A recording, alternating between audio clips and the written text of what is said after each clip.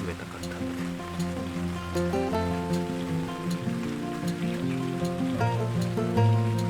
で。あ、でもいい匂い、コーヒーの。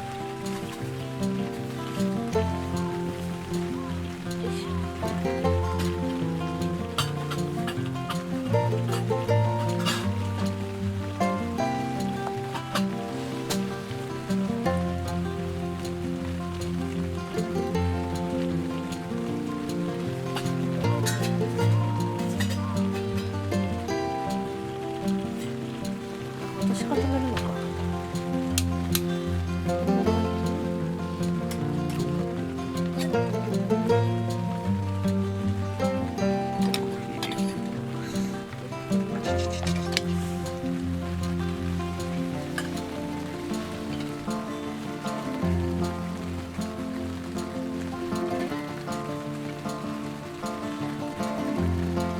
ちょっとアメリカンかな。だいぶアメリカンだね。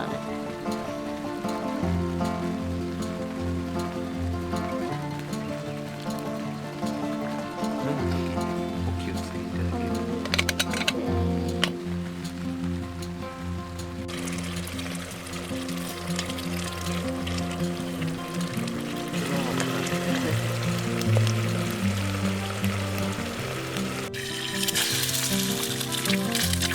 揚げ卵になりそうです。まあ食べやすさがそっちなんだけど、スクランブルにする。サラダだけで。どうしますか。そうしよう。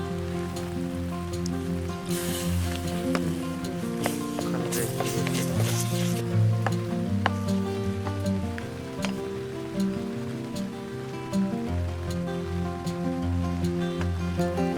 できれば雨が弱い時に実習作業して。弱まることはあるのだろ結構大丈夫なんじゃないかな。このアングルさ、すごい牛乳が目立つアングルだから面白いね。いいね。ちょっと待って。サンキュー。う。い